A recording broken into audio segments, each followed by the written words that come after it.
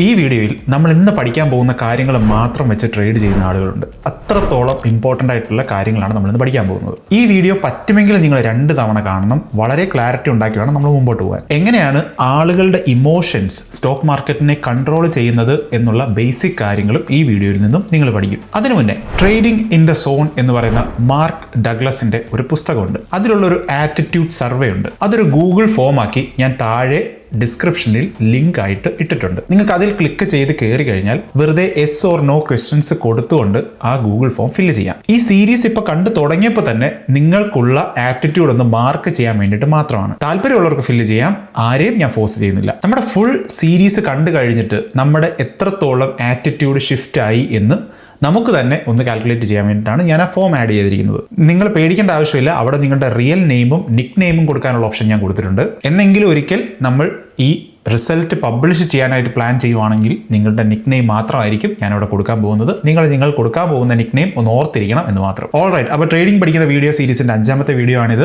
മുന്നേ ഉള്ള വീഡിയോസ് നിങ്ങൾ കണ്ടിട്ടില്ലെങ്കിലും നിങ്ങൾക്ക് ഈ വീഡിയോ കാണാം. പക്ഷേ നിങ്ങൾ ട്രേഡിംഗ് വളരെ സീരിയസ് ആയിട്ടാണ് ചെയ്യാൻ ശ്രമിക്കുന്നതെങ്കിൽ നിങ്ങൾക്ക് ആ പ്ലേലിസ്റ്റിൽ കയറി ആദ്യം തൊട്ട് എല്ലാ വീഡിയോസും കാണാം. ഞാൻ ഒരു ഫിനാൻഷ്യൽ അഡ്വൈസർ അല്ല. എനിക്കറിയാവുന്ന കാര്യങ്ങൾ, ഞാൻ പഠിക്കുന്ന കാര്യങ്ങൾ വളരെ ആത്മാർത്ഥമായിട്ട് ഒരു എഡ്യൂക്കേഷൻ പർപ്പസിന് വേണ്ടി ഷെയർ ചെയ്യുന്ന ഒരാൾ മാത്രമാണ് ഞാൻ. ട്രേഡിംഗ് വളരെ റിസ്കി ആയിട്ടൊരു സംഭവമാണ്. ട്രേഡിങ്ങും ഇൻവെസ്റ്റിംഗും ഒക്കെ ചെയ്യുന്ന സമയത്ത് നിങ്ങളുടെ റിസർച്ച് വളരെ അത്യാവശ്യമാണ്. ട്രേഡിംഗ് ചെയ്ത് പണം ഉണ്ടാക്കുന്നവരെക്കാൾ കൂടുതൽ പണം നഷ്ടപ്പെടുന്നവരാണ് എന്നുള്ള സത്യം മനസ്സിലാക്കി നന്നായിട്ട് പഠിച്ച് റിസർച്ച് ചെയ്ത് നിങ്ങളുടേതായിട്ടുള്ള ഡ്യൂ ഡെലിജൻസ് ചെയ്ത് മാത്രം ട്രേഡിംഗ് ചെയ്യുക. അപ്പോൾ നമ്മൾ നമ്മുടെ ലാസ്റ്റ് വീഡിയോയിൽ കണ്ടു, മാർക്കറ്റ് അനലൈസ് ചെയ്യാനുള്ള ഒരു ടെക്നിക്കൽ അപ്രോച്ചാണ് ഈ ടെക്നിക്കൽ അനാലിസിസ് എന്ന് പറയുന്നത്. നമ്മൾ ഈ ടെക്നിക്കൽ അനാലിസിസിന് വേണ്ടി ഉപയോഗിക്കുന്ന എല്ലാ ടൂളും, അതല്ലെങ്കിൽ നമ്മൾ ടെക്നിക്കൽ അനാലിസിസ് തന്നെ ബേസിക്കലി ചെയ്യുന്നത് ഒരു ട്രെൻഡ് കണ്ടുപിടിക്കാനാണ്. ഈ ട്രെൻഡ് നമ്മൾ കണ്ടുപിടിച്ചിട്ട് നമുക്ക് എന്തിനാണ്? ട്രെൻഡ് കണ്ടുപിടിച്ചിട്ട് വേണം നമുക്ക് ആ ട്രെൻഡിൽ പാർട്ടിസിപ്പേറ്റ് ചെയ്യാൻ. നമ്മൾ ആ ട്രെൻഡ് കണ്ടുപിടിച്ചില്ലെങ്കിൽ മാർക്കറ്റിന്റെ ട്രെൻഡ് ഈ വഴിക്ക് പോകുമ്പോൾ നമ്മൾ ചിലപ്പോൾ ട്രേഡ് ചെയ്യുന്നത് ഈ വഴിക്കായിരിക്കും. അങ്ങനെ സംഭവിക്കാതിരിക്കാനായിട്ടാണ് നമ്മൾ ട്രെൻഡ് കണ്ടുപിടിക്കുന്നത്. ആ ട്രെൻഡ് കണ്ടുപിടിക്കാനായിട്ട് നമ്മൾ ഉപയോഗിക്കുന്ന ആ ഒരു അപ്രോച്ചാണ് ടെക്നിക്കൽ അനാലിസിസ്. ആ ടെക്നിക്കൽ അനാലിസിസ് ചെയ്യാനായിട്ട് നമ്മൾ ഉപയോഗിക്കുന്നതാണ് ടെക്നിക്കൽ അനാലിസിസിന്റെ ടൂൾസ്. ഇനി ഞാൻ മുന്നോട്ട് പറയാൻ പോകുന്ന കുറച്ച് കാര്യങ്ങൾ, അതിന്റെ റെഫറൻസ് ഞാൻ എടുത്തിരിക്കുന്നത് ജോൺ ജെ മർഫിയുടെ technical analysis of financial markets എന്ന് പറയുന്ന പുസ്തകമാണ്. മറ്റുള്ള പുസ്തകങ്ങളും വീഡിയോസും ഒക്കെ റെഫർ ചെയ്തിട്ടുണ്ട്. പക്ഷേ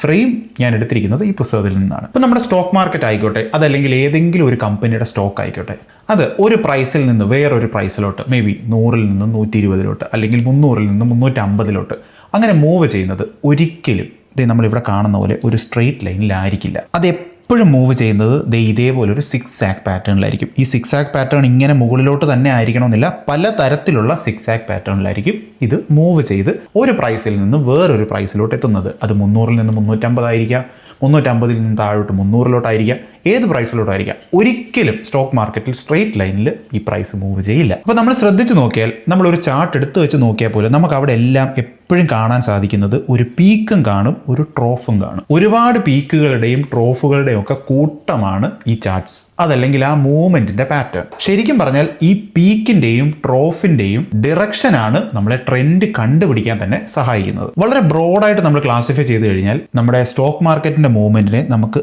up trend, down trend, side vase, ഇങ്ങനെ 3 തരത്തിലുള്ള മാർക്കറ്റ് കണ്ടീഷൻസ്, അതല്ലെങ്കിൽ 3 തരത്തിലുള്ള രീതിയിലാണ് മാർക്കറ്റ് മൂവ് ചെയ്യുന്നത് എന്ന് നമുക്ക് പറയാം. അപ്പോൾ നമുക്കിത് മനസ്സിലാവാൻ, നമുക്ക് ഈ ഓരോ മാർക്കറ്റ് കണ്ടീഷനും സിമ്പിൾ ആയിട്ട് മനസ്സിലാവാൻ ഞാൻ പെട്രോളിന്റെ വില ഒന്ന് എടുക്കാം. ഇവിടെ നമ്മൾ കാണുന്നത് പോലെ ഈ പെട്രോളിന്റെ വില 80, 82, 85, 86, അതിനുശേഷം ചെറുതായിട്ട് 84-ലോട്ട് വരുന്നു, പിന്നെയും 86, 90, 95, 98, പിന്നെയും കുറച്ചൊന്ന് ചെറുതായിട്ട് താഴുന്നു, പിന്നെയും മുകളിലോട്ട് കയറി പോകുന്നു. അപ്പോൾ ഇങ്ങനെ പോകുന്ന ഈ ഒരു പെട്രോളിന്റെ പ്രൈസ് നമ്മൾ ബ്രോഡായിട്ടൊന്ന് നോക്കിയാൽ നമുക്ക് കാണാൻ സാധിക്കുന്നത് ഇതിന്റെ മൂവ്മെന്റ് ഇങ്ങനെയാണ്. ഒരു അപ്വേർഡ് ട്രെൻഡിലാണ് ഇത് മൂവ് ചെയ്യുന്നത്. ഇടയ്ക്ക് ഒരു ചെറിയ പുൾ ബാക്ക് ഒക്കെ താഴോട്ട് വരുന്നുണ്ടെങ്കിൽ പോലും ഇതിന്റെ ഓവറോൾ ട്രെൻഡ് മുകളിലോട്ട് തന്നെയാണ്. അപ്പോൾ ഇതിനെയാണ് നമ്മൾ അപ്പ് ട്രെൻഡ് എന്ന് പറയുന്നത്. പക്ഷേ ടെക്നിക്കലി നമ്മൾ പറയുന്ന സമയത്ത് ചുമ്മാതെ മുകളിലോട്ട് ഇങ്ങനെ പോകുന്നതിനെയൊക്കെ അപ്പ് ട്രെൻഡ് എന്ന് പറയാൻ സാധിക്കില്ല. അവിടെ ഹയർ ഹൈയും ഹയർ ലോസും ഉണ്ടാക്കണം. അതെന്താണെന്ന് വെച്ച് കഴിഞ്ഞാൽ ഞാൻ നേരത്തെ പറഞ്ഞു, ഇവിടെ ഇതേപോലെ പീക്കുണ്ട്, ട്രോഫ്സ് ഉണ്ട്. ഈ പീക്കിന്റെ ഹൈ, ഈ പീക്ക് ഇവിടെ നമ്മൾ നോക്കിക്കഴിഞ്ഞാൽ ഇവിടെ ഒരു ഹൈ ഉണ്ടാക്കിയിട്ടുണ്ട്. അടുത്ത ഹൈ എന്ന് പറയുന്നത് ഈ ഹൈയുടെ മുകളിലായിരിക്കണം. അതേപോലെ തന്നെ അടുത്ത ഹൈ എന്ന് പറയുന്നത് ഈ ഹൈയുടെ മുകളിലായിരിക്കണം. അതാണ് ഈ ഹയർ ഹൈസ് എന്ന് പറയുന്നത് കൊണ്ട് ഉദ്ദേശിക്കുന്നത്. അതേപോലെ തന്നെ നമ്മൾ ഇവിടെ ഒരു ട്രോഫ് കണ്ടു. ഈ ട്രോഫ് അടുത്ത ട്രോഫ് ഉണ്ടാക്കുന്നത് ഇതിന് മുകളിലായിരിക്കണം. അതേപോലെ തന്നെ അതിനുശേഷം ഉണ്ടാക്കുന്ന ട്രോഫ് ഇതിന് മുകളിലായിരിക്കണം. അപ്പോൾ അങ്ങനെ വരുന്ന സമയത്ത് അതാണ് ഹയർ ലോസ്. ഒരു ലോ ഉണ്ടായി, അതിന് മുകളിലായിരിക്കണം അടുത്ത ലോ, അതിന് മുകളിലായിരിക്കണം അടുത്ത ലോ. അതേപോലെ തന്നെ ഹൈ ഉണ്ടാക്കുന്ന സമയത്തും ഒരു ഹൈ വന്നു, അതിന് മുകളിലായിരിക്കണം അടുത്ത ഹൈ, അതിന് മുകളിലായിരിക്കണം അടുത്ത ഹൈ. അങ്ങനെ കയറി പോകുമ്പോഴാണ് നമുക്കതിന് അപ് ട്രെൻഡ് എന്ന് വിളിക്കാൻ പറ്റുന്നത്. പലപ്പോഴെങ്കിലും നമുക്ക് കൺഫ്യൂസിംഗ് ആയിട്ട് തോന്നിക്കഴിഞ്ഞാൽ നമുക്ക് മനസ്സിലാക്കേണ്ട കാര്യം ഈ പുൾ ബാക്ക് എന്ന് പറഞ്ഞാൽ ഒരു റൺ, അതായത് അപ് ട്രെൻഡിൽ ഒരു റൺ ഇങ്ങനെ മുകളിലോട്ട് കയറി അതിനുശേഷം ചെറുതായിട്ടൊന്ന് താഴോട്ട് ഒന്ന് പുൾ ബാക്ക് ചെയ്യും. പുൾ ബാക്ക് ചെയ്ത് പിന്നെ അത് മുകളിലോട്ടായിരിക്കും പോകുന്നത്. ആ പുൾ ബാക്ക് ഒരിക്കലും തൊട്ട് മുന്നേ ഉള്ള പുൾ ബാക്കിൻ്റെ താഴെ വരാൻ പാടില്ല. നേരത്തെ പറഞ്ഞ കാര്യം തന്നെയാണ് അത് മറ്റൊരു വാക്കിൽ പറയുന്നത് മാത്രമേ ഉള്ളൂ. അപ്പോൾ എപ്പോഴെങ്കിലും നമുക്ക് കൺഫ്യൂഷൻ ഉണ്ടാവുകയാണെങ്കിൽ നമുക്ക് മനസ്സിലാക്കിയാൽ മതി, market will not go below the previous pull back. അങ്ങനെയാണെങ്കിലാണ് അത് അപ് ട്രെൻഡ് ആവുന്നത്. ഇനി ഈ ഡൗൺ ട്രെൻഡ് എന്താണ് എന്ന് ഞാൻ എടുത്തു പറയേണ്ടതായിട്ടില്ല എന്ന് ഞാൻ വിശ്വസിക്കുന്നു. പക്ഷേ എങ്കിലും നമ്മുടെ പെട്രോൾ പ്രൈസ് തന്നെ നമ്മൾ എടുത്തു കഴിഞ്ഞാൽ 105 നിന്ന് ഇടയ്ക്ക് ഇങ്ങനെ കുറഞ്ഞു വരുന്നതിനിടയ്ക്ക് ചെറിയൊരു പുൾ ബാക്ക് വന്ന് ചെറുതായിട്ടൊന്ന് കയറും. പക്ഷേ എന്നാലും ഓവറോൾ ട്രെൻഡ് താഴോട്ടാണ്. അതിനെയാണ് നമ്മൾ ഡൗൺ ട്രെൻഡ് എന്ന് പറയുന്നത്. അപ്പോൾ ഈ ഡൗൺ ട്രെൻഡ് വരണമെന്നുണ്ടെങ്കിൽ എന്താണ് സംഭവിക്കേണ്ടത്? Lower ലോസും lower ഹൈസും. നമ്മളിവിടെ കാണുന്ന പോലെ തന്നെ ഇവിടെ ഒരു ലോ വന്നു, ആ ലോയുടെ താഴെ ആയിരിക്കണം, അതായത് ലോവർ ലോ, പിന്നെയും ലോവർ ലോ, പിന്നെയും ലോവർ ലോ. അതേപോലെ ലോവർ ഹൈ, ഇവിടെ ഒരു ഹൈ വന്നു, ആ ഹൈയുടെ താഴെയാണ് അടുത്ത ഹൈ വന്നിരിക്കുന്നത്. അതേപോലെ തന്നെ ആ ഹൈയുടെ താഴെയാണ് അടുത്ത ഹൈ വന്നിരിക്കുന്നത്. അങ്ങനെ ലോവർ ലോസും ലോവർ ഹൈസും വരുമ്പോഴാണ് അതിനെ നമുക്ക് ഡൗൺ ട്രെൻഡ് എന്ന് വിളിക്കാൻ പറ്റുന്നത്. നേരത്തെ പറഞ്ഞ എക്സാമ്പിൾ ഇവിടെ ഒന്ന് നോക്കിക്കഴിഞ്ഞാൽ market will not go above the previous high of the pull back. അതായത് ഇവിടെ ഇങ്ങനെ ഒരു പുൾ ബാക്ക് വന്നു, ഇവിടെ ഒരു പുൾ ബാക്ക് വന്നു, ഈ പുൾ ബാക്ക് ഒരിക്കലും ഈ പുൾ ബാക്കിന്റെ മുകളിൽ കയറി പോവില്ല. അങ്ങനെ വരുവാണെന്നുണ്ടെങ്കിൽ നമുക്ക് അതിനെ ഡൗൺ ട്രെൻഡ് എന്ന് വിളിക്കാം. ഇനി മൂന്നാമത് നമ്മൾ പറഞ്ഞ എന്താണ്? സൈഡ് വേസ് എന്ന് പറയുന്ന ഒരു മൂവ്മെന്റ് ആണ്, അല്ലെങ്കിൽ മാർക്കറ്റ് കണ്ടീഷനാണ്. സൈഡ് വേസ് എന്ന് പറഞ്ഞാൽ ഇതേപോലെ ഇങ്ങനെ മൂവ് ചെയ്യുന്നതാണ് സൈഡ് വേസ്. അതായത് ഒരു അപ് ട്രെൻഡിലോ ഡൗൺ ട്രെൻഡിലോ അല്ലാതെ സൈഡ് വേസ് ആയിട്ട് മൂവ് ചെയ്തുകൊണ്ടിരിക്കുകയാണ്. മുകളിലോട്ട് പോകുന്നു, താഴോട്ട് പോകുന്നു, മുകളിലോട്ട് പോകുന്നു, താഴോട്ട് പോകുന്നു. അങ്ങനെ മൂവ് ചെയ്തുകൊണ്ടിരിക്കുന്നതാണ് സൈഡ് വേസ് ആയിട്ട് പോകുന്ന മാർക്കറ്റ് കണ്ടീഷൻ. അതിനെ റേഞ്ചിങ് മാർക്കറ്റ് എന്ന് വേണേൽ പറയാം. കാരണം ഒരു റേഞ്ചിൽ കിടന്ന് അതിങ്ങനെ കളിക്കുകയാണ്. അത് മുകളിലോട്ടോ ഒരുപാട് താഴോട്ടോ ഒന്നും പോകുന്നില്ല. ആ ഒരു റേഞ്ചിൽ കിടന്ന് ഇങ്ങനെ അങ്ങോട്ടും ഇങ്ങോട്ടും ആടി കളിക്കുകയാണ്. അതുകൊണ്ടാണ് അതിനെ സൈഡ് വേസ് അതല്ലെങ്കിൽ റേഞ്ചിങ് മാർക്കറ്റ് എന്ന് പറയുന്നത്. ഈ റേഞ്ചിങ് തന്നെ പലതരത്തിലുള്ള ക്ലാസിഫിക്കേഷൻസ് ഉണ്ട്. അതിൽ നമുക്ക് ഇതേപോലെ കൺസോളിഡേഷൻ എന്ന് വേണേൽ പറയാം. ഇപ്പം നമ്മൾ സ്ക്രീനിൽ കാണുന്ന പോലത്തെ ഈ കൺസോളിഡേഷൻ, അതായത് വലിയൊരു റണ്ണ് കഴിഞ്ഞതിന് ശേഷം ഒരു ചെറിയ റേഞ്ചിൽ വന്ന് ഇതിങ്ങനെ കൺസോളിഡേറ്റ് ചെയ്ത് നിൽക്കുകയാണ്. അതിനെ കൺസോളിഡേഷൻ എന്ന് പറയാം. ഇപ്പം നിങ്ങൾ ഇപ്പം സ്റ്റോക്ക് മാർക്കറ്റിനെ പറ്റിയുള്ള എന്തെങ്കിലും ഒരു വാർത്തയോ അല്ലെങ്കിൽ യൂട്യൂബ് വീഡിയോ ഒക്കെ കാണുന്ന സമയത്ത് അതൊരു കൺസോളിഡേഷൻ ഫേസിലാണെന്ന് പറഞ്ഞു കഴിഞ്ഞാൽ നമുക്ക് മനസ്സിലാവുന്ന കാര്യം എന്താണ്? ഒരു വലിയ മൂവ്മെന്റ്, അത് താഴോട്ടും ആയിരിക്കാം മുകളിലോട്ടും ആയിരിക്കാം, മുകളിലോട്ട് വന്ന് മൂവ് ചെയ്തിട്ട് അവിടെ ചെന്ന് നിന്ന് കുറെ ബ്രീത്തിങ് ടൈം എടുക്കുന്നു. അതിനെയാണ് നമുക്ക് കൺസോളിഡേഷൻ എന്ന് പറയാൻ പറ്റുന്നത്. അതേപോലെ തന്നെ മറ്റൊരെണ്ണമാണ് ചോപ്പി എന്ന് പറയുന്ന മാർക്കറ്റ്. ചോപ്പി എന്ന് പറയുമ്പോൾ ഇത് വളരെ മെസ്സി ആയിട്ട് അങ്ങോട്ടും ഇങ്ങോട്ടും ഒക്കെ മൂവ് ചെയ്യും. അതിന് ഒരു തരത്തിലുള്ള ഡയറക്ഷനും കാണില്ല. പെട്ടെന്ന് മുകളിലോട്ട് പെട്ടെന്ന് താഴോട്ട് വരും. അപ്പോൾ ഒരു റേഞ്ചും കൃത്യമായിട്ട് അത് ഫോളോ ചെയ്യില്ല, ഒരു പാറ്റേണും അത് കൃത്യമായിട്ട് ഫോളോ ചെയ്തില്ല. അങ്ങനെ വളരെ മെസ്സി ആയിട്ട് move ചെയ്തുകൊണ്ടിരിക്കുന്നതാണ് choppy market. Most probably choppy മാർക്കറ്റിൽ മിക്ക ട്രേഡേഴ്സും അങ്ങനെ ചോപ്പി മാർക്കറ്റ് ആണെന്ന് മനസ്സിലായി കഴിഞ്ഞാൽ അതിൽ പാർട്ടിസിപ്പേറ്റ് ചെയ്യില്ല. കാരണം വളരെ റിസ്കി ആയതുകൊണ്ട് തന്നെ. ഓൾറൈറ്റ്, അപ്പോൾ ട്രെൻഡിനെ പറ്റി നമുക്ക് ക്ലിയർ ആയിട്ട് കാര്യങ്ങൾ മനസ്സിലായ സ്ഥിതിക്ക് നമുക്ക് അടുത്ത കാര്യം പഠിക്കാം. വളരെ ഇൻട്രസ്റ്റിംഗ് ആയിട്ടൊരു സംഭവമാണ് നമ്മൾ ഇനി പഠിക്കാൻ പോകുന്നത്. നമ്മൾ പഠിക്കാൻ പോകുന്ന ഈ ഒരു സംഭവം വർക്ക് ആവുന്നതിന്റെ റീസൺ പോലും നമ്മളെ പോലെയുള്ള മാർക്കറ്റ് പാർട്ടിസിപ്പൻസ് ആയിട്ടുള്ള ആളുകളുടെ ഉള്ളിലുള്ള പെയിൻ, റിഗ്രറ്റ് പോലുള്ള ഇമോഷൻസ് ആണ്. നമ്മളെ പോലെയുള്ള ഈ മാർക്കറ്റ് പാർട്ടിസിപ്പൻസിന്റെ ഉള്ളിലുള്ള ആ ഇമോഷൻ അത് സ്ക്രീനിൽ ഇങ്ങനെ തെളിഞ്ഞു വരും. അപ്പോൾ അതെന്താണ് എന്ന് നമുക്കൊന്ന് നോക്കാം. നമ്മൾ പലപ്പോഴും ഏതെങ്കിലും ഒരു ചാർട്ട് എടുത്ത് വെച്ച് നോക്കിക്കഴിഞ്ഞാൽ കുറേ നാളത്തെ പ്രൈസ് മൂവ്മെന്റ് ഒക്കെ നമ്മളിങ്ങനെ എടുത്ത് നോക്കുന്ന സമയത്ത് നമുക്ക് മനസ്സിലാവും ചില സമയത്ത് ഈ പ്രൈസ് ഇങ്ങനെ മുകളിലോട്ട് കയറാനായിട്ട് ശ്രമിച്ചിട്ട് മുകളിലോട്ട് കയറാൻ സാധിക്കുന്നില്ല. അത് ഒരു തവണ വന്ന് ട്രൈ ചെയ്യും, കയറാൻ സാധിക്കുന്നില്ല. അതിനുശേഷം പിന്നെയും താഴോട്ടൊന്ന് കറങ്ങി വന്ന് പിന്നെയും ട്രൈ ചെയ്യും, കയറാൻ സാധിക്കുന്നില്ല. പിന്നെയും ട്രൈ ചെയ്യും, കയറാൻ സാധിക്കുന്നില്ല. അങ്ങനെ ചെറിയ ഒരു സോണിൽ വന്നിട്ട് അവിടുന്ന് പ്രൈസിന് മുകളിലോട്ട് കയറാൻ സാധിക്കാതെ വരുന്ന അവസ്ഥകളുണ്ട്. അതായത് സിമ്പിളായിട്ട് നമുക്ക് ഈ ഒരു എക്സാമ്പിൾ എടുത്താൽ നമുക്ക് കാണാം, ഈ പ്രൈസ് ഇങ്ങനെ മുകളിലോട്ട് കയറിയിട്ട് ഇതിങ്ങനെ ഒരു സിക്സ് ആക്ക് മോഷൻ ഇങ്ങനെ നടത്തിക്കൊണ്ട് ഇരിക്കുകയാണ്. നമ്മൾ ഒന്നുകൂടെ ക്ലോസ് ആയിട്ട് വാച്ച് ചെയ്യുമ്പോൾ നമുക്ക് മനസ്സിലാവുന്ന കാര്യം, ഇവിടെ ഇങ്ങനെ ഒരു ലൈനിന് മുകളിലോട്ട് ഈ പ്രൈസിന് കയറാൻ സാധിക്കുന്നില്ല. കൃത്യമായിട്ടൊരു വരയിൽ തട്ടി അത് തിരിച്ചു വരുമെന്നല്ല, ഒരു സോൺ, ആ സോണിന് മുകളിലോട്ട് ഈ പ്രൈസിന് കയറാൻ സാധിക്കുന്നില്ല. അത് ആ സോണിൻ്റെ അടുത്തോട്ട് ചെല്ലുന്നു, അവിടെ നിന്ന് താഴേക്ക് വരുന്നു, പിന്നെ അങ്ങോട്ട് പോകുന്നു, താഴേക്ക് വരുന്നു, പിന്നെ ഇവിടെ കിടന്ന് കറങ്ങുന്നു, പിന്നെയും മുകളിലോട്ട് പോകാൻ ശ്രമിക്കുന്നു, മുകളിലോട്ട് പോകാൻ സാധിക്കുന്നില്ല, താഴോട്ട് വരുന്നു. ഇതേപോലെ തന്നെ ഇപ്പോൾ നമ്മൾ മറ്റൊരു ചാർട്ട് എടുത്ത് നോക്കിയാൽ, നിങ്ങൾ എക്സാമ്പിളായിട്ട് ഏത് ചാർട്ട് എടുത്ത് നോക്കിയാൽ ഈ സംഭവമൊക്കെ അവിടെ കാണാൻ സാധിക്കും. ഞാൻ എക്സാമ്പിളായിട്ട് പറയുവാണ്. അപ്പോൾ ഒരു പ്രൈസ് ഇങ്ങനെ താഴോട്ട് വരുന്നു, നമ്മളിത് ഇങ്ങനെ മൂവ് ചെയ്യുന്നു, ഇങ്ങനെ സിക്സ് ആക്ക് മോഷൻ നടക്കുന്നു. അവിടെ നമ്മളൊന്ന് ചെക്ക് ചെയ്ത് നോക്കിയാൽ നമുക്ക് മനസ്സിലാവും, ഒരു ലൈനിന് താഴോട്ട് ചില സമയം പ്രൈസിന് പോകാൻ സാധിക്കില്ല. അവിടെയും നമുക്ക് കാണാൻ സാധിക്കും, ഒരു ചെറിയ സോൺ അവിടെ കാണും, ആ സോണിന് താഴോട്ട് ഈ പ്രൈസിന് പോകാൻ സാധിക്കുന്നില്ല. ഒരു തവണയല്ല, മൾട്ടിപ്പിൾ ടൈംസ് ആ സോണിൽ വന്ന് ടച്ച് ചെയ്തിട്ട് ഇത് തിരിച്ചു പോകും. ഇപ്പോൾ മുകളിലോട്ട് പോകാൻ സാധിക്കാത്ത ഈ ഒരു സോണിനെ നമ്മൾ റെസിസ്റ്റൻസ് എന്നും താഴോട്ട് പോകാൻ സാധിക്കാത്ത ഈ ഒരു സോണിനെ നമ്മൾ സപ്പോർട്ട് എന്നുമാണ് വിളിക്കുന്നത്. സപ്പോർട്ട് എന്ന് പറയുമ്പോൾ അത് താഴെയാണ്, അതായത് പ്രൈസ് താഴോട്ട് വന്നിട്ട് ഒരു സപ്പോർട്ട് പോലെ നിൽക്കുകയാണ്, അവിടെ വന്നിട്ട് പ്രൈസ് മുകളിലോട്ട് പോകും. അപ്പോൾ റെസിസ്റ്റൻസ് എന്ന് പറഞ്ഞാൽ എന്താണ്? പ്രൈസ് മുകളിലോട്ട് പോകാൻ ശ്രമിക്കുകയാണ്, അവിടെ വെച്ച് പ്രൈസിനെ മുകളിലോട്ട് കയറാൻ സമ്മതിക്കാതെ അവിടെ റെസിസ്റ്റ് ചെയ്ത് നിൽക്കുന്ന ഒരു സംഭവം, അതാണ് ഈ റെസിസ്റ്റൻസ് എന്ന് പറയുന്നത്. ഇപ്പോൾ നമ്മൾ ഓർക്കേണ്ട വളരെ വളരെ ഇമ്പോർട്ടൻ്റ് ആയിട്ടുള്ള കാര്യം, ഈ സപ്പോർട്ട് ആൻഡ് റെസിസ്റ്റൻസ് എന്ന് പറയുന്നത് ഒരിക്കലും ഒരു ലൈനല്ല. നമ്മളിവിടെ കാണുന്നത് പോലെ തന്നെ അത് ഒരു സോണാണ്. ഒരു ലൈനിൽ കൃത്യമായിട്ട് അത് പ്രൈസ് വന്ന് തൊട്ടിട്ട് അവിടുന്ന് താഴോട്ട് വരുമെന്നോ അതല്ലെങ്കിൽ താഴെ ഏതെങ്കിലും ഒരു പ്രൈസിൽ വന്ന് തൊട്ടിട്ട് മുകളിലോട്ട് പോകുന്നോ അങ്ങനെയല്ല. അതെപ്പോഴും ഒരു സോൺ ആയിരിക്കും. എനിക്കറിയാം, ഞാനിതിങ്ങനെ ടാബിൽ വരച്ചിട്ട് കാര്യമൊന്നുമില്ല, നമുക്ക് റിയൽ ചാർട്ടിൽ അത് നോക്കാം, നമ്മൾ നോക്കുന്നുണ്ട്. പക്ഷേ അതിനു മുമ്പ് വളരെ ഇമ്പോർട്ടൻ്റ് ആയിട്ടൊരു കാര്യം കൂടെ ഞാൻ പറയാം. എപ്പോഴും എല്ലാ സമയത്തും നമ്മളിങ്ങനെ ഒരു സപ്പോർട്ടും റെസിസ്റ്റൻസും വരച്ച് കഴിഞ്ഞാൽ മാർക്കറ്റ് എപ്പോഴും കൃത്യമായിട്ട് അത് റെസ്പെക്ട് ചെയ്ത് മുമ്പോട്ട് പോകും എന്നൊന്നും പറയാൻ പറ്റില്ല. അപ്പ് ട്രെൻഡിങ് ആയിട്ടൊരു മാർക്കറ്റ്, ഞാൻ നേരത്തെ പറഞ്ഞ ട്രെൻഡ് നമ്മളൊന്നും മനസ്സിൽ ഓർക്കുക. അപ്പ് ട്രെൻഡിങ് ആയിട്ടുള്ള മാർക്കറ്റ്, അതായത് മുകളിലോട്ട് പൊയ്ക്കൊണ്ടിരിക്കുന്ന ഒരു മാർക്കറ്റിൽ, ആ മാർക്കറ്റിൽ കൂടുതൽ സ്ട്രോങ് ആയിരിക്കുന്നത് സപ്പോർട്ടായിരിക്കും. ആ സപ്പോർട്ട് നമ്മൾ ആദ്യം താഴെ വരയ്ക്കും, അവിടുന്ന് മുകളിലോട്ട് പോകും. അതിനുശേഷം നമ്മൾ ഈ സപ്പോർട്ട് മാറ്റി മുകളിലോട്ട് ചിലപ്പോൾ വരയ്ക്കും, അതും ചിലപ്പോൾ അത് റെസ്പെക്ട് ചെയ്തിരിക്കും. അങ്ങനെ സപ്പോർട്ട് വളരെ സ്ട്രോങ് ആയിട്ട് വർക്ക് ചെയ്യും ഒരു അപ് ട്രെൻഡ് ആയിരിക്കുന്ന മാർക്കറ്റിൽ. പക്ഷേ അവിടെ റെസിസ്റ്റൻസ് വളരെ സ്ട്രോങ് ആയിട്ട് വർക്ക് ചെയ്യും എന്ന് നമുക്ക് പറയാൻ സാധിക്കില്ല. നമ്മൾ പണ്ട് ഈ ചാർട്ട് ഫോളോ ചെയ്ത് റെസിസ്റ്റൻസ് വരച്ച് വെച്ചാൽ പോലും ചിലപ്പോൾ ആ റെസിസ്റ്റൻസിനെ തകർത്ത് അപ് ട്രെൻഡിൽ നമ്മുടെ മാർക്കറ്റ് മുകളിലോട്ട് ചിലപ്പോൾ പോകും. അതേപോലെ തന്നെ ഒരു ഡൗൺ ട്രെൻഡ് മാർക്കറ്റ് ആണെന്നുണ്ടെങ്കിൽ റെസിസ്റ്റൻസ് ആയിരിക്കും കൂടുതൽ സ്ട്രോങ് ആയിട്ട് വർക്ക് ചെയ്യാൻ പോകുന്നത്, സപ്പോർട്ട് ചിലപ്പോൾ അത്ര സ്ട്രോങ് ആയി വർക്ക് ചെയ്തു കൊള്ളണമെന്നില്ല. അപ്പോൾ പിന്നെ നമ്മൾ എന്തിനാണ് ഈ സപ്പോർട്ട് റെസിസ്റ്റൻസും ഒക്കെ വരയ്ക്കുന്നത് എന്നുള്ള ചോദ്യം ഉണ്ടെന്നുണ്ടെങ്കിൽ, ഈ സപ്പോർട്ടിനോ റെസിസ്റ്റൻസിനോ ബ്രേക്ക് ചെയ്ത് ഈ പ്രൈസ് മുകളിലോട്ട് കയറി പോകുന്നതിനെയാണ് നമ്മൾ ബ്രേക്ക് ഔട്ട് എന്ന് വിളിക്കുന്നത്. അതിനെല്ലാം റെലവൻസ് ഉണ്ട്. നമ്മളിപ്പോൾ പഠിക്കുന്ന എല്ലാ കാര്യത്തിനും മുന്നോട്ട് റെലവൻസ് വരും, പേടിക്കേണ്ട. ഈ സപ്പോർട്ടും റെസിസ്റ്റൻസും ഒക്കെ വളരെ വളരെ ഇമ്പോർട്ടൻ്റ് ആയിട്ടുള്ള കാര്യം തന്നെയാണ്. പക്ഷേ നമ്മൾ ശ്രദ്ധിക്കേണ്ട ഒരു കാര്യം, ഈ സപ്പോർട്ടും റെസിസ്റ്റൻസും മാത്രം വരച്ച് ട്രേഡ് എടുക്കുന്ന ആളുകളുണ്ട് എന്നൊക്കെ നമുക്ക് വായിക്കുമ്പോൾ കാണാൻ സാധിക്കും. പക്ഷേ നമ്മൾ അങ്ങനെ ചെയ്യണമെന്നൊന്നും ഞാൻ റെക്കമെൻഡ് ചെയ്യത്തില്ല. ഇനി ഈ സപ്പോർട്ടും റെസിസ്റ്റൻസും റിയൽ ലൈഫിൽ എങ്ങനെയാണ് ഇരിക്കുന്നത് എന്ന് നമുക്കറിയണ്ടേ. അപ്പോൾ നമ്മൾ ഒരു ചാർട്ട് എടുത്ത് വെച്ചിട്ട് ഒട്ടും കോംപ്ലിക്കേറ്റഡ് അല്ലാതെ സിമ്പിളായിട്ട് ഒരു സപ്പോർട്ടും റെസിസ്റ്റൻസും ഒന്ന് വരച്ച് നോക്കാം. അപ്പോൾ നമ്മളിപ്പോൾ ഇങ്ങനെ ഒരു ചാർട്ട് നമ്മളിവിടെ കാണുകയാണ്. അപ്പോൾ നമുക്ക് ഇവിടെ കാണാൻ സാധിക്കും പല സമയത്തും മുകളിലോട്ട് പ്രൈസ് കയറാൻ ശ്രമിച്ചിട്ട് അവിടുന്ന് റിജക്റ്റ് ചെയ്ത് താഴോട്ട് വന്നതായിട്ട് നമുക്ക് കാണാൻ സാധിക്കും. അതേപോലെ തന്നെ താഴെയും മൾട്ടിപ്പിൾ ടൈംസ് പ്രൈസ് താഴോട്ട് പോകാൻ ശ്രമിച്ചിട്ട് അവിടുന്ന് തട്ടി മുകളിലോട്ട് വന്നിട്ട് നമുക്ക് കാണാൻ സാധിക്കും.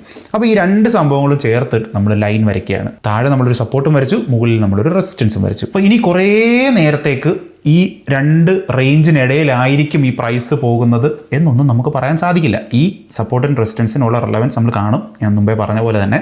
പക്ഷേ ഈ സപ്പോർട്ടിലും റെസിസ്റ്റൻസിലും തട്ടി ഈ റിവേഴ്സൽ ഉണ്ടാവാനുള്ള ചാൻസസ് ഉണ്ട്. അത് കൂടുതൽ കൺഫർമേഷൻസ് അതല്ലെങ്കിൽ കൂടുതൽ ഇൻഡിക്കേറ്റേഴ്സ്, കൂടുതൽ കാര്യങ്ങൾ കൺസിഡർ ചെയ്ത് മാത്രമേ നമുക്കത് പറയാൻ സാധിക്കൂ. നമ്മളതൊക്കെ മുമ്പോട്ട് പഠിക്കും. ഈ സപ്പോർട്ടിൻ്റെ റെസിസ്റ്റൻസിൻ്റെയും സൈക്കോളജി അത് വളരെ വളരെ ഇൻട്രസ്റ്റിംഗ് ആയിട്ട് സംഭവമാണ്. നമ്മളത് ഉറപ്പായിട്ടും മുന്നോട്ട് പോകുമ്പോൾ പഠിക്കും. പക്ഷേ ഒരു കാര്യം കൂടെ എനിക്ക് പറയാനുണ്ട്.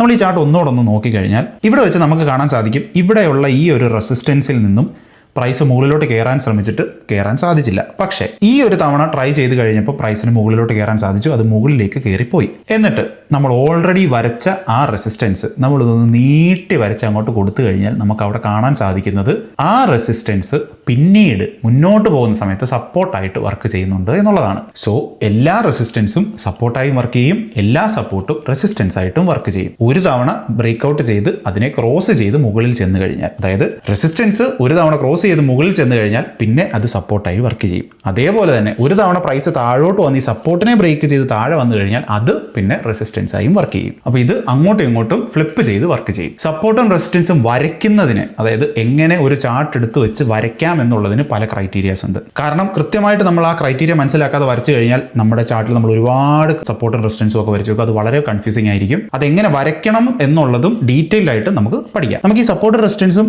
ബേസിക് ഐഡിയ നമുക്ക് കിട്ടിയ സ്ഥിതിക്ക് നമുക്ക് ഇത് രണ്ടിൻ്റെയും ഡെഫിനിഷൻ എന്താണ് എന്ന് നോക്കാം. സപ്പോർട്ട് എന്താണ് എന്ന് വെച്ചാൽ പ്രൈസ് താഴോട്ട് പൊക്കോണ്ടിരിക്കുന്ന സമയം, ഒരു പ്രൈസ് ലെവൽ എത്തുന്ന സമയത്ത് ബൈയിങ് സ്ട്രോങ് ആവും. ആ ലെവലിൽ ബൈയിങ് സ്ട്രോങ് ആകുമ്പോൾ എന്ത് സംഭവിക്കും? താഴോട്ട് പൊക്കോണ്ടിരുന്ന മൂവ്മെന്റ് അവിടെ വെച്ച് സ്റ്റോപ്പ് ആവും, അവിടെ വെച്ച് അത് ഇന്ററപ്റ്റഡ് ആവും.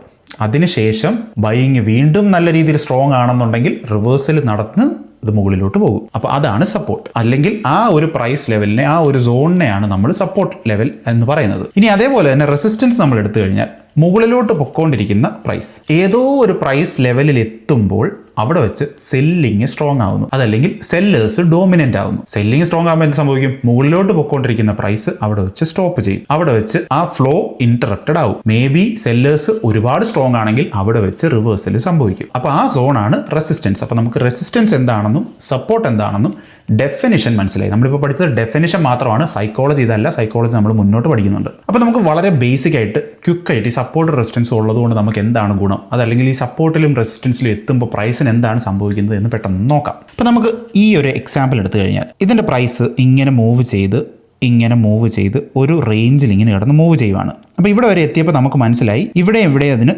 റെസിസ്റ്റൻസ് ഉണ്ടെന്നും ഇവിടെയൊക്കെ അതിന് സപ്പോർട്ട് ഉണ്ടെന്ന് മനസ്സിലായി. നമ്മൾ ഈ സപ്പോർട്ടും റെസിസ്റ്റൻസും വരച്ചു, അതിങ്ങനെ മുമ്പോട്ട് നീട്ടിക്കൊണ്ട് വന്നു. അങ്ങനെ വരുമ്പോൾ നമുക്ക് മനസ്സിലാവും ആ പ്രൈസ് ആ ഒരു റേഞ്ചിനകത്താണ് ഇപ്പം മൂവ് ചെയ്തുകൊണ്ടിരിക്കുന്നത്. സപ്പോർട്ടിനെയും റെസിസ്റ്റൻസിനെയും അത് റെസ്പെക്ട് ചെയ്യുന്നുണ്ട് എന്ന് നമുക്ക് മനസ്സിലായി. അതിനുശേഷം പ്രൈസ് ഇവിടെ വന്ന് നിൽക്കുന്ന സമയത്ത് നമുക്കറിയാം നമ്മൾ ഇവിടെ ഓൾറെഡി റെസിസ്റ്റൻസ് വരച്ചിട്ടുണ്ട്. അപ്പോൾ നമ്മൾ എക്സ്പെക്ട് ചെയ്യുന്നത് പ്രൈസ് അവിടെ നിന്നും താഴോട്ട് പോകുമെന്നാണ്. റെസിസ്റ്റൻസും സപ്പോർട്ട് ലൈനും മാത്രം കൊണ്ട് ട്രേഡ് എടുക്കാൻ സാധിക്കില്ല. ഇതിന് പുറമേ മറ്റ് കൺഫർമേഷൻസ് ഉണ്ട്, നമുക്കതൊക്കെ പഠിക്കാം. അത് എത്ര പേര് അവിടെ ഉണ്ട്, എത്ര വോളിയം അവിടെ ട്രേഡ് ചെയ്യുന്നുണ്ട്, ഇങ്ങനത്തെ ഒരുപാട് കാര്യങ്ങൾ കൺസിഡർ ചെയ്തിട്ടാണ് ആ കൺഫർമേഷൻ നമുക്ക് കിട്ടുന്നത്. പോട്ടെ, നമുക്ക് അതിലേക്കൊക്കെ ഇപ്പോൾ പോകുന്നില്ല. ആ ട്രേഡർക്ക് കൺഫർമേഷൻ കിട്ടി, അവിടെ നിന്ന് റിവേഴ്സിൽ വരും എന്ന് ഒരു കൺഫർമേഷൻ കിട്ടിയെന്ന് വയ്ക്കുക. അങ്ങനെ ചെയ്യുന്ന സമയത്ത് ആ ട്രേഡർക്ക് അവിടെ സെല്ല് ചെയ്യാം, അല്ലെങ്കിൽ ഷോർട്ട് ചെയ്യാം. അതിനുശേഷം പ്രൈസ് താഴോട്ട് പോകുന്ന സമയത്ത് ആ ട്രേഡർക്ക് എന്ത് പറ്റും? പ്രോഫിറ്റ് കിട്ടും. വീണ്ടും താഴെ ഇവിടെ വന്നതിന് ശേഷം ട്രേഡർക്ക് എന്ത് മനസ്സിലാവും? ട്രേഡർ ഓൾറെഡി ഇവിടെ ഒരു സപ്പോർട്ട് വരച്ച് വെച്ചിട്ടുണ്ട്.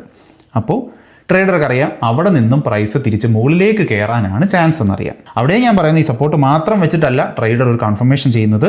അവിടെ നിന്ന് റിവേഴ്സൽ വരും എന്നൊരു കൺഫർമേഷൻ അദ്ദേഹത്തിന് ഈ സപ്പോർട്ട് എന്ന് പറയുന്ന അതിനോട് കൂടെ മറ്റുള്ള കൺഫർമേഷനോടെ കിട്ടുന്ന സമയത്ത് അദ്ദേഹം ആ സ്റ്റോക്ക് ബൈ ചെയ്ത് കഴിഞ്ഞാൽ അവിടെ നിന്നും അദ്ദേഹം ഈ പ്രൈസ് മുകളിലോട്ട് പോകുന്ന സമയത്ത് പ്രോഫിറ്റ് ഉണ്ടാക്കും. അപ്പോൾ ഈ റേഞ്ചിനിടയിൽ നിന്ന് ചെയ്യുന്ന ഈ ഒരു ട്രേഡ്, ഇതിനെ റേഞ്ച് ട്രേഡിംഗ് എന്നാണ് പറയുന്നത്. സിമ്പിളായിട്ട് പറഞ്ഞാൽ ട്രേഡേഴ്സ് അസ്യൂം ചെയ്യുവാണ് അവർ എസ്റ്റാബ്ലിഷ് ചെയ്ത് വെച്ചിരിക്കുന്ന ആ റേഞ്ചിൻ്റെ ആവറേജ് പ്രൈസിലേക്ക് ഈ പ്രൈസ് തിരികെ വരും. അതായത് മുകളിലോട്ട് പോയാൽ താഴോട്ടും, താഴെ വന്നാൽ മുകളിലോട്ടും ആവറേജ് പ്രൈസിലേക്ക് വരും എന്ന് അസ്യൂം ചെയ്തെടുക്കുന്ന ട്രേഡാണ്. ഇതിനെയാണ് റേഞ്ച് ട്രേഡിംഗ് എന്ന് പറയുന്നത്. ഇനി അതേപോലെ തന്നെ നമുക്ക് ഇവിടെ തന്നെ നോക്കിയാൽ നമുക്ക് മനസ്സിലാവും, ഇവിടെ വന്നിട്ട് ഈ പ്രൈസ് മുകളിലോട്ട് വന്നിട്ട് ഇവിടുന്ന് ഈ പ്രൈസ് പിന്നെ താഴോട്ടല്ല വന്നത്, ഇത് മുകളിലോട്ടാണ് പോകുന്നത്.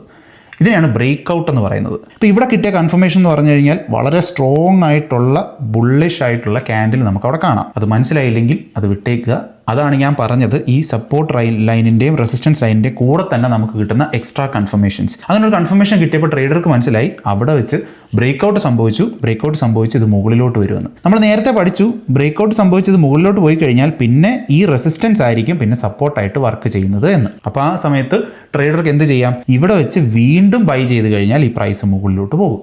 അപ്പോൾ അങ്ങനെയും പൈസ ഉണ്ടാക്കാം. ഇത്രയും കാര്യങ്ങൾ മാത്രം ശ്രദ്ധിച്ചാൽ മതിയോ? പോരാ. ഇത്രയും കാര്യങ്ങൾ മാത്രം ശ്രദ്ധിച്ചാൽ പോരാ. പലപ്പോഴും ഈ റേഞ്ചിൽ നിന്നും ഫോൾസ് ആയിട്ടുള്ള ബ്രേക്ക് ഔട്ട്, അതല്ലെങ്കിൽ ഫേക്ക് ഔട്ട് എന്നൊക്കെ പറയും. ഫേക്ക് ഔട്ട് എന്ന് പറഞ്ഞു കഴിഞ്ഞാൽ ഇങ്ങനെ ബ്രേക്ക് ചെയ്ത് മുകളിലോട്ട് കയറുന്നതായിട്ട് കാണിക്കും, അതിനുശേഷം പെട്ടെന്ന് അത് താഴോട്ട് തന്നെ വരും. അങ്ങനെ ചെയ്യുന്ന സമയത്ത് നമ്മുടെ റെസിസ്റ്റൻസ് ബ്രേക്ക് ചെയ്തല്ലോ, അവിടെ വെച്ച് ട്രേഡ് എടുക്കാമെന്ന് പറഞ്ഞ് ട്രേഡ് എടുത്തു കഴിഞ്ഞാൽ വെയിറ്റ് ചെയ്തുകൊണ്ട് നോക്കി നിന്ന് കഴിഞ്ഞാൽ ഈ പ്രൈസ് താഴോട്ട് വരുമ്പോൾ ലോസിലേക്ക് പോകും. അപ്പോൾ അതാണ് പറഞ്ഞത്, ഈ റെസിസ്റ്റൻസും സപ്പോർട്ടും മാത്രം വെച്ചിട്ടല്ല ട്രേഡ് എടുക്കുന്നത്, മറ്റുള്ള കൺഫർമേഷൻസ് കൂടെ വേണം. നിങ്ങൾ ഒന്നുകൊണ്ടും പേടിക്കേണ്ട, ഒരു ചാർട്ട് എടുത്ത് വെച്ചിട്ട് നമ്മൾ നെക്സ്റ്റ് വീഡിയോയിൽ ഡീറ്റെയിൽ ആയിട്ട് നോക്കുന്നുണ്ട്. അത് മാത്രമല്ല, ഇത്രയും കാര്യങ്ങൾ പഠിക്കുന്ന സമയത്ത് സ്വാഭാവികമായിട്ട് നമ്മൾ ചിന്തിക്കുന്ന ആളുകളാണെങ്കിൽ അവർക്ക് തോന്നുന്ന കാര്യം, നമ്മൾ ലൈനൊക്കെ വരച്ചു, സപ്പോർട്ടും വരച്ചു, റെസിസ്റ്റൻസും വരച്ചു, അതൊക്കെ സംഭവിച്ചു. പക്ഷേ എന്തുകൊണ്ടാണ് ഇത് വർക്ക് ചെയ്യുന്നത്? അപ്പോൾ എന്തുകൊണ്ട് അങ്ങനെ ഒരു സോൺ ഉണ്ടാവും? ആരാണ് ഈ സോൺ ഇവിടെ വരച്ചു വെച്ചിരിക്കുന്നത്? എന്താണ് ഈ ഒരു റേഞ്ചിൽ മൂവ് ചെയ്യാനുള്ള കാരണം? വളരെ ഫാസിനേറ്റിങ്ങും ഇൻട്രസ്റ്റിങ്ങുമായിട്ടുള്ള നമ്മളെ പോലെയുള്ള ആളുകളുടെ ഇമോഷൻസ് ഇൻവോൾവ് ആയിട്ടുള്ള ഒരു സംഭവമാണ്. നമുക്കത് നെക്സ്റ്റ് വീഡിയോയിൽ പഠിക്കാം, കാരണം ഈ വീഡിയോ ഇപ്പോൾ തന്നെ കുറച്ച് ലെങ്ത് ആയി. അപ്പോൾ ഞാൻ ആദ്യം പറഞ്ഞ ഗൂഗിൾ ഫോം ഫില്ല് ചെയ്യുന്ന കാര്യം മറക്കണ്ട. ഇപ്പം തന്നെ നിങ്ങളുടെ ആറ്റിറ്റ്യൂഡ് അവിടെ മാർക്ക് ചെയ്ത് വെച്ച് കഴിഞ്ഞാൽ ഈ സീരീസ് ഒക്കെ കണ്ടു കഴിയുമ്പോൾ എത്രത്തോളം മാറ്റം ഉണ്ടായി എന്ന് നിങ്ങൾക്ക് മനസ്സിലാവും. എത്ര പേർക്ക് ഈ സീരീസ് കൊണ്ട് ഉപകാരം ഉണ്ടായി എന്നുള്ളത് എനിക്കും മനസ്സിലാവും. അതിന് വേണ്ടിയിട്ടാണ് ഗൂഗിൾ ഫോം. സാധിക്കുമെങ്കിൽ അത് ഫില്ല് ചെയ്യുക, ഞാൻ ആരെയും ഫോഴ്സ് ചെയ്യുന്നില്ല. അപ്പോൾ ഈ വീഡിയോ കണ്ടതിന് ശേഷം നിങ്ങൾക്ക് അവിടെ ഇവിടെയൊക്കെ കുറച്ച് കൺഫ്യൂഷൻ ഉണ്ടെങ്കിൽ നിങ്ങൾ ഡെഫിനറ്റ് ആയിട്ട് ഈ വീഡിയോ ഒന്നുകൂടെ കാണുക. എന്തെങ്കിലും ക്ലാരിറ്റി കുറവുണ്ടെങ്കിൽ അത് ക്ലിയർ ആക്കിയിട്ട് വേണം നമുക്ക് അടുത്ത വീഡിയോയിലോട്ട് പോകാൻ. അപ്പോൾ നമുക്ക് നെക്സ്റ്റ് വീഡിയോയിൽ കാണാം.